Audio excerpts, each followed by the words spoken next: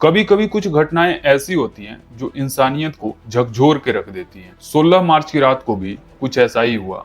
काबुल के शांत शहर में अचानक आसमान से गिरती आग ने सन्नाटा तोड़ दिया।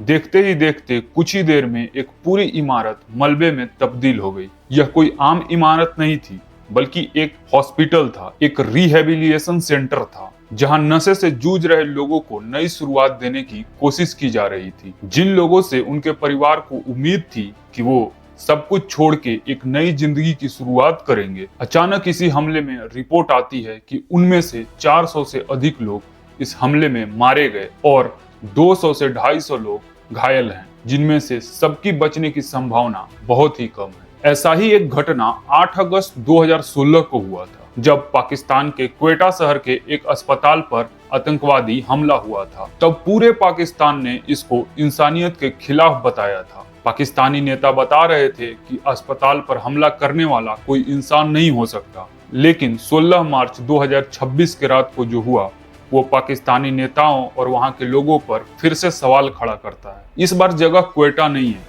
बल्कि काबुल शहर है, और जिस जगह धमाका हुआ है वो अभी एक हॉस्पिटल ही है। एक तरफ अफगानी पक्ष सीधा इस हमले के लिए पाकिस्तान को जिम्मेवार ठहरा रहा है, वहीं दूसरी तरफ पाकिस्तान इसमें अपना डायरेक्ट इन्वॉल्वमेंट स्वीकार नहीं किया है, और यही नैरेटिव और रियलिटी के बीच दूरी पैदा करता है। लेकिन सवाल फिर भी वही है कि अगर टारगेट सिविलियन मेडिकल फैसिलिटी था, तो जिम्मेवार चाहे जो भी हो, यह घटना खुद में एक बहुत गंभीर सवाल पैदा करता है। आज ग्लोबल लेवल पर कई कॉन्फ्लिक्ट एक साथ चल रही है। एक तरफ ईरान और इजराइल के बीच युद्ध चल रहे हैं, तल अवीव और तेहरान दोनों जल रहे हैं।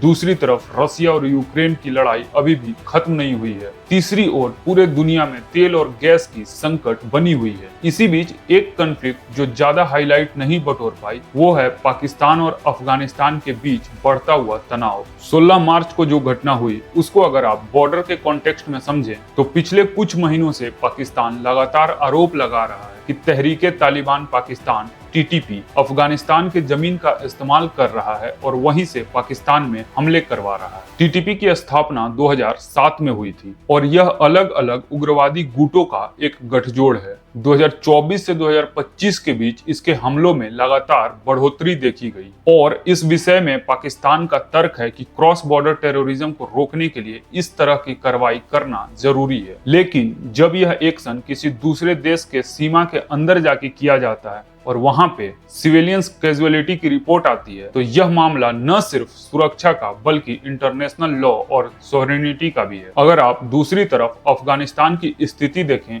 तो उसकी सैन्य क्षमता बहुत ही कम है। खासकर एयर डिफेंस सिस्टम और मॉडर्न एयरफोर्स की कमी के कारण वो इस तरह के हाई एल्टीट्यूड स्ट्राइक को इफेक्टिवली नहीं रोक सकता। इसका मतलब है कि एयर पावर का इनबैलेंस इस कॉन्फ्लिक्ट को एक तरफा बना देता है। जहां एक पक्ष रिलेटिवली कम जोखिम के साथ हमला कर सकता है, वहीं दूसरा पक्ष जवाब देने में असक्षम है। इस पूरी घटना में एक और महत्वपूर्ण पहलू है, वो है ग्लोबल रिएक्शन। इस घटना के बाद अधिकतर देशों की चुप्पी है। अभी तक कोई बड़ा अंतर्राष्ट्रीय दबाव या स्पष्ट प्रतिक्रिया देखने को नहीं मिली है। इसके पीछे कई कारण हो सकते हैं। एक तो दुनिया पहले ही कई बड़े कॉन्फ्लिक्ट्स में उलझी हुई है। दूसरी तरफ जियोपॉलिटिक्स प्रायोरिटी बदल चुकी है। अफगानिस्तान फिलहाल ग्लोबल एजेंडा में उतनी प्राथमिकता नहीं रखता जितना कि पहले रखता था, और जहां ध्यान कम होता है, अक्सर वहां पे जवाबदेही भी कम हो जाती है। अगर आप ग्लोबल स्ट्रेटेजिक पर्सपेक्टिव से देखें, तो इस क्षेत्र में एक्टिविटी बढ़ना एक बड़े खेल की तरफ भी इशारा करता है, खासकर जब बैकग्राम एयरफील्ड जैसी इलाके